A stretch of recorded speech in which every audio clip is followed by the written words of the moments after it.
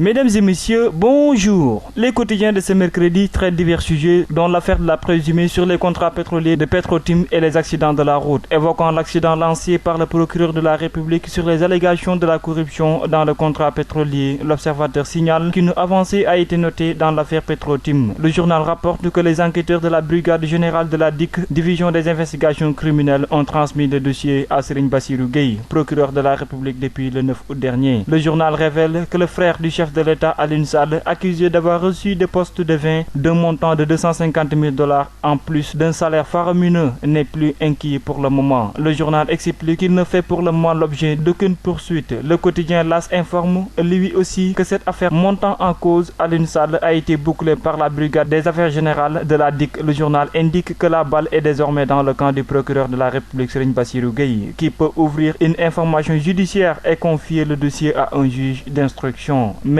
il ajoute également qu'il peut classer l'affaire sans suite. Le quotidien Critique précise que toutes les personnes citées ou conflits dans l'affaire ont répondu aux questions des limiers à part Franck Timis, accusé à titre principal en complicité avec Alioune Sall, le maire de Guédiawaye. C'est dans ce contexte que le quotidien informe que le Congrès de la Renaissance démocratique dit ne pas comprendre l'immobilisme du doyen des juges d'instruction depuis sa plainte contre Alioune Sall, Franck Timis et compagnie depuis le 22 juillet dernier. Débat sur le pétrole et le gaz, ça s'enflamme, s'écrit le journal. Walf Quotidien signale qu'un énième accident de la route s'est produit mardi à Richard-Toll, faisant 3 morts sur le coup. Un drame qui vient s'ajouter à ceux enregistrés lundi respectivement à Cadène, à Ziguinchor et sur la route Transon Passy-Sokone. Revenant sur ce drame de Richard-Toll, Vox Populi précise que les 3 personnes ont péri lorsqu'une ambulance venue secourir les blessés dans un accident du cortège du ministre des Infrastructures Oumar Youm est entré en collision avec un véhicule particulier. À ce propos, le quotidien annonce que les véhicules de type 7 places seront retirés de la circulation. Le journal explique que la route est devenue une mouroir qui nécessite des mesures d'urgence. Le quotidien du groupe Avenir Communication n'en fait pas moins de remarquer que cette mesure rappelle évidemment l'annonce qui avait été faite par Abdoulaye Daouda Diallo sur l'interdiction des voyages de nuit. Le Témoin se focalise sur la crise provoquée par le remaniement du secrétariat général du PDS, un reménagement qui n'a pas simplement mis ce parti en dessous-dessus, mais aussi mis le feu dans les relations entre son leader, Maître Abdoulaye Wade, et son ancien homme de confiance Oumar Sarr, et de se demander si ce ne sera pas la fronde de trop au PDS. Avec tous ces remous d'emballage d'émissions remises en cause de l'autorité de Pape, Sud Quotidien révèle par ailleurs que le cadre unitaire des organisations des établissements privés d'enseignement supérieur du Sénégal conditionne l'accueil de nouveaux bacheliers orientés par l'État à la mise en place d'un échéancier pour le paiement de la dette des 18 milliards qu'il réclame au gouvernement. Walf Quotidien revient sur la mort de Daouda Diawara hier à l'âge de 95 ans. Le groupe de Walfadjri met en sous-titre dans sa page 6, la Sénégambie perd son précurseur, premier président de la République de Gambie, Mr Diawara est le père de l'indépendance gambienne qui aurait fait face à 2 coups d'État et régné 24 ans au pouvoir, de 1970 à 1994. Terminons au sport avec Stade Quotidien qui met en machette pourquoi Kalidou Koulibaly et compagnie peuvent croire au titre de la Serie A. Ça fait presque 29 ans depuis celui de Maradona. Jusqu'à présent, les hommes de Ancelotti peuvent y croire cette année avec de nouveaux joueurs comme Lozano. À vos journaux et très bonne lecture à toutes